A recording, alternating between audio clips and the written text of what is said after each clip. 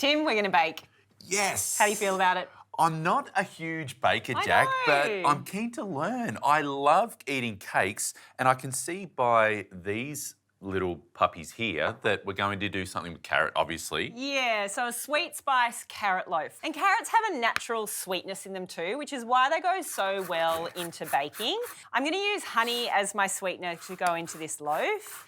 With the coconut oil to start. You could use a milky butter if you were doing it. Yeah. You could also use any other kind of, wholesome oil like an avocado or an extra virgin olive oil. All of those lend themselves well to this. The honey I love, it's that beautiful natural sweetness.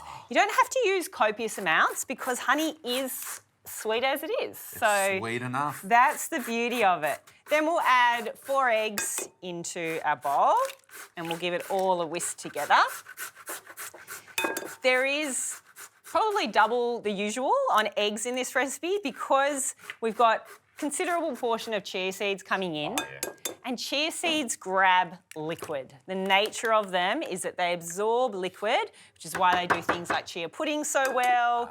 You can actually swap out in a lot of baking recipes if you're doing plant-based baking and create a chia egg. Have you ever done that? Chia egg? Yeah. No. So with a chia egg, you combine the chia seeds with some water. You allow it to gel. You can do the same with flax seeds. Anything that's going to hold and grab the liquid to create a binding effect like your eggs would. Wow. So we'll get those together and add some vanilla extract. Good quality vanilla extract, always a good idea in baking. Smells delicious, that one too. And some bicarbonate soda. You could use some baking powder if you don't have bicarb on hand.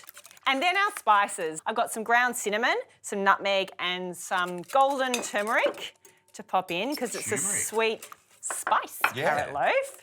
Oh, you can just smell those spices straight away. I love that. And we'll whisk these together. And what I would say about this loaf is because it's grain-free, because we're not bulking it out with traditional flours, it will be a little bit smaller. And so it's actually important to put it in a slightly smaller tin so that you don't end up with a flat pancake loaf, but an actual loaf. I'll get you to put the carrots in. Got ya. Lots of carrots, about 1.5 cups, so a good couple of, well-sized carrots in. And this is always a good one when you're cooking with children as well. They can grate the carrots. It teaches them where foods comes from. That's right. And I think when you cook with kids and you're getting them to do things like grate the carrots and getting carrots in, they're more likely to eat it because they help to make it. That's right. They get to try it as you go. It's all important part of learning how and where foods come from. That's right. And how good it is for you. Some dates to add some sweetness, also some texture as well. I love having dates in recipes like these. Nothing like a sticky date pudding I bet you do a good one, even though you say you're not a baker. So we've got our chia seeds and our coconut flour in there. Then we'll add the walnuts in, because I'm sorry, but carrot cake and walnuts is just the ultimate combo. If you didn't put walnuts in, I would be angry.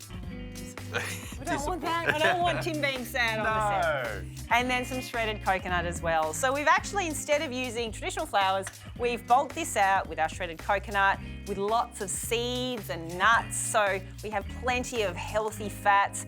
And we'll get it into the loaf tin. Just get a little spatchy. So you just line that well so it doesn't stick. You can see it's not the typical sort of more liquid consistency or looser consistency of a traditional carrot cake, and that's because we've got so much of those fibrous ingredients gripping onto the liquid. But what will happen, as we know, when things cook, is the carrot will release its juices, so it'll end up with a lovely, moist loaf at the end. That's great. So we'll press it in. It's looking great. So how long for this loaf in the oven? So 170 goes in for around about an hour. Then we'll leave it to cool in the tin for about 20 minutes, then transfer it to a wire rack, and that's where we can get the frosting happening. You beauty. So the carrot loaf has cooked. It's had time to cool both in the tin and then on the rack. It smells good. You can smell the spices. It's time to make our frosting. Okay. Now, I know you love peanut butter. I do so love peanut butter. I daringly hand over to you.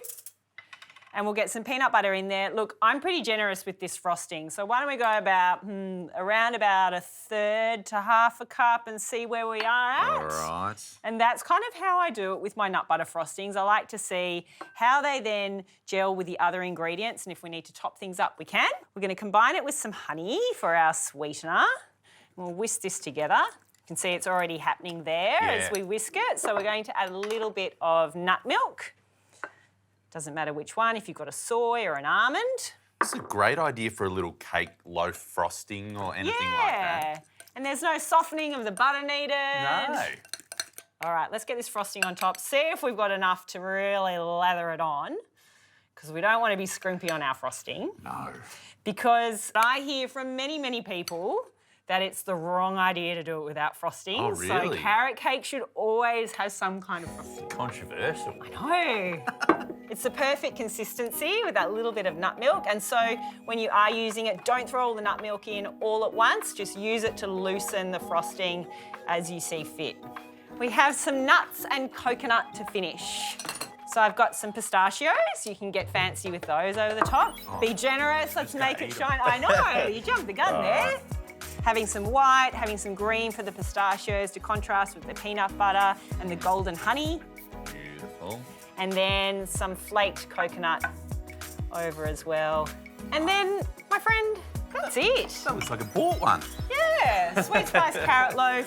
So good with a cuppa. I don't know how many times I've said that on this show, but I feel like I've baked a lot. So for me, you know, a little moment to just pause, have a cup of tea, have a good wholesome baked treat is like the ultimate little pause of my day. I'll have a cup of tea and some carrot loaf with you anytime, Jacq. Awesome.